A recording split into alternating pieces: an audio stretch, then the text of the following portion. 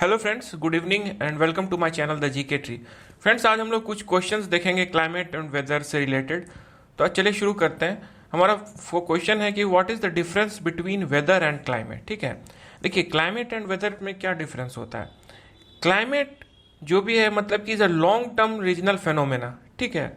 और वेदर जो है instantaneous change in weather, instantaneous moment पे जो हमारा कंडीशन है वो वेदर कहलाता है। देखिए, weather refers to short term atmospheric condition while climate describes the average weather pattern over a longer period, मतलब generally 30 and more years.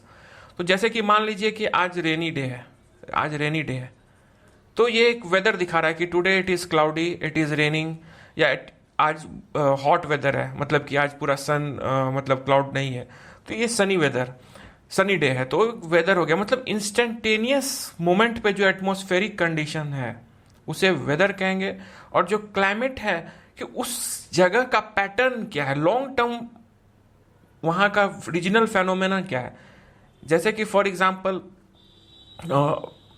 Rajasthan का कुछ पोर्शन लेते हैं, जैसे कि जैसलमेर ले लेते हैं। जैसलमेर इज लोकेटेड मतलब कि डेजर्ट एरिया में लोकेटेड है, वो ये उसकी क्लाइमेट हो गई। वहाँ की जो वेजिटेशन प्लांटेशन है वो डेजर्ट एरिया के अकॉर्डिंग है, ठीक है। या मुंबई जो कोस्टल एरिया मतलब कि एरिया में पड़ता है, कोस्टल रीजन है, तो मुंबई शहर में जो हर साल मानसून में बारिश होती है, जो जितनी एवरेज होती है, वो मतलब एक उसका क्लाइमेट बता रहा है कि ये इस तरह का क्लाइमेट है, ये पैटर्न है रेन का, ये पैटर्न है यहाँ के टेम्परेचर का and pressure, related to pressure also. और जो वेदर हो गया इंस्टेंटेनियस, उस मोमेंट पे क्या कंडीशन है, एटमॉस्फेरिक क्लाउडी है कि रेनी है, या फिर सनी डे है, या फिर मतलब थंडरिंग हो रहा है, मतलब ये वो वेदर हो गया, ठीक है। तो यहाँ पे question, weather refers to a short term atmospheric condition while climate describe the average weather condition in a region over a longer period, ठीक है। What is the main source of energy that drives Earth's climate system? तो solar radiation है। The main source of energy that drives Earth's climate system is solar radiation. The sun radiates power the Earth's atmosphere. मतलब सन से जो हमें अर्थ, ये मान लीजिए अर्थ है, तो जो हमें रेडिएशन मिल रहा है, ठीक है, मतलब मेन सोर्स ऑफ एनर्जी यही है हमारा सन से। तो एक क्वेश्चन आता है कि what is the main source of energy that drives earth climate system, तो इट इज सोलर रेडिएशन, ठीक है। नेक्स्ट क्वेश्चन आते हैं friends, greenhouse gases trap heat from the sun causing what phenomena. तो greenhouse effect है। तो greenhouse effect में क्या होता है कि जैसे कि सन से हमें रेडिएट हो रहा है एनर्जी अर्थ पे, और वापस जब जाते हैं तो मतलब कि due to this greenhouse effect ये मतलब रेडिएट नहीं हो पाता है, तो उसके कारण जो एक हीट जो है वो ट्रैप हो जाता है, तो ये ग्रीन हाउस इफेक्ट है। Which of the following is not a major greenhouse gas. CO2 is a major greenhouse gas. Methane is also a greenhouse gas. Water vapor is also greenhouse gas. Oxygen is not a greenhouse gas. यहाँ पे देखेंगे, carbon dioxide is a major greenhouse that is produced through the burning of fossil fuels and other human activities. ठीक है। Methane is also a major greenhouse gas produced through agriculture and agriculture related activities and the decomposition of organic matter. ठीक है। Ozone भी है जो अर्थ layers पे होता है, मतलब कि स्ट्रेटोस्फेयर में नहीं, ग्राउंड पे, तो वो भी एक ग्रीन हाउस गैस है, ठीक है। अब चलते हैं फ्रेंड्स नेक्स्ट क्वेश्चन की ओर।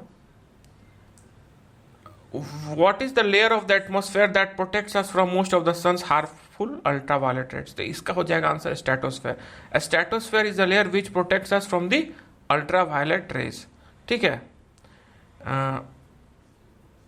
Stratosphere is the second layer.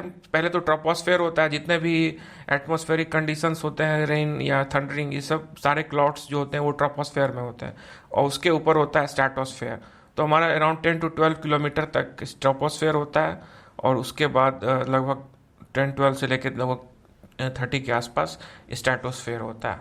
तो हमारा जो अल्ट्रावायलेट रेज है, जो ओजोन लेयर होता है, वो स्ट्रेटोस्फेयर में ही होता है, ठीक है friends. What is a major factor influencing the Earth's climatic zone? Distance from equator, ocean currents, mountains, तो इसका आंसर हो जाएगा ऑल ऑफ द अबव। सारे मतलब प्ले करते हैं वहाँ की क्लाइमेटिक जोन बनने से। देखिए, the distance of the earth is a major factor that influences the earth's climatic zones. Region closer to the earth and to be a tropical climate होगा, और जितने फार जाएंगे वो पोलर होगा या टेम्परेट होगा। ओशियन करंट्स भी प्ले करते हैं कि वहाँ पे वार्म ओशियन करंट्स है या फिर कोल्ड ओशियन करंट्स है, ठीक है। And mountain ranges also influence the climate of the region by creating rain shadow area है, या फिर अगर ड्रायर साइड में है, या फिर मतलब कि इस तरह से है कि वहाँ पे रेन होता है, तो मतलब कि elevation of mountains also affect temperature and precipitation. और फोर्थ है एक और मैं जोड़ना चाहूँगा, एल्टीट्यूड, कि उस प्लेस अगर एल्टीट्यूड हाई एल्टीट्यूड है और अगर वो डिस्टेंस ऑफ इक्वेटर उतना नहीं भी है तो भी वहाँ पे टेम्परेचर चेंज हो जाएगा, क्योंकि with increase of altitude temperature changes, ठीक है। तो altitude is also one of the major component, मतलब कि influences the earth's climate zone. What instrument is use to measure atmospheric pressure, तो बैरोमीटर हो जाएगा। देखिए, thermometer use to measure temperature, anemometer is use to measure wind speed, ठीक है। Barometer is use to measure atmospheric pressure and hygrometer is use for humidity, ठीक है। तो barometer is use for measuring atmospheric pressure. Which natural phenomena causes alternating high and low tides in the ocean, जो हमारा tides आता है oceans में, high tide and low tide, या फिर कोस्टल एरियाज में है, तो gravity of the moon and sun, ठीक है। Gravity of the moon and sun दोनों का एक इन्फ्लुएंस होता है, और मतलब दोनों कॉज करते हैं वहाँ पे टाइड आने में, ठीक है। The alternating high and low tides in the ocean are caused by gravitational pull of the moon and sun. As moon orbits the earth, its gravitational force pulls the water towards it, creating a high tide, ठीक है। At the same time, the opposite side of the earth experience a low tide as the water is pulled away. The sun also contributes to this cycle with its own gravitational influence on the oceans, ठीक है। What is the scientific term for a period of unusually warm or cold weather lasting several years, तो इसका हो जाएगा इल Nino, ठीक है। और ला नीना हो जाता तो ये कॉन्टेक्स्ट की बात हो रही है एशिया पैसिफिक रीजन में। एल नीनो जो है सो वार्म वेदर, और मतलब कि रेनफॉल कम हो जाता है इस दौरान, और ला नीना अगर आता है तो मतलब कि प्रेसिपिटेशन ज़्यादा हो जाता है, ठीक है फ्रेंड्स। अब एक क्वेश्चन आता है, hot dry weather wind that picks up sand and dust as it blows across, इसका सिरोको हो जाएगा और खमसीन भी हो जाएगा। खमसीन ये अराउंड इजिप्ट आता है, ठीक है। मतलब कि इन ऑटम सीजन, मतलब कि स्प्रिंग सीजन में सॉरी। और सिरोको विंड्स भी है जो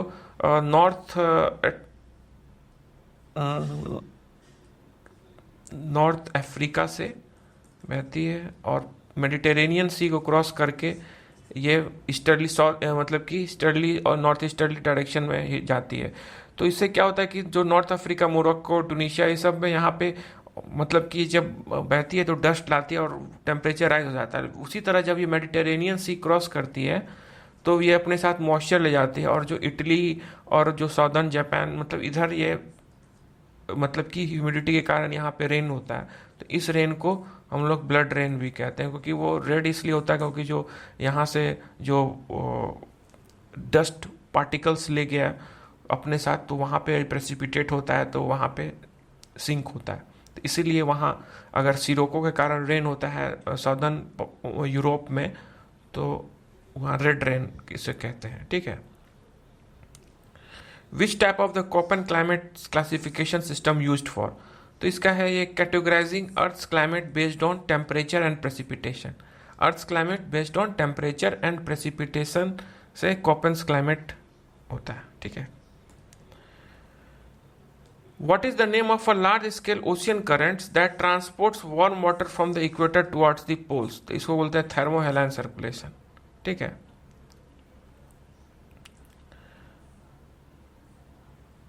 अब फ्रेंड्स कुछ और क्वेश्चंस हम लोग आगे देखेंगे जो काफ़ी मतलब कि इम्पोर्टेंट हो सकता है।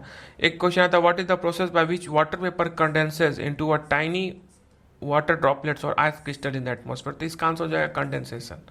ठीक है, क्यों? The process by which water vapour condenses into tiny water droplets और ice articles in the atmosphere is called at condensation. Condensation occurs when water vapor in the air cools and changes from gas to a liquid or solid state, forming clouds, fog, dew and frost. तो जितने भी से मान लीजिए fog हो रहा है या ड्यू हो रहा है तो वो कंडेंसेशन के प्रोसेस के कारण हो रहा है।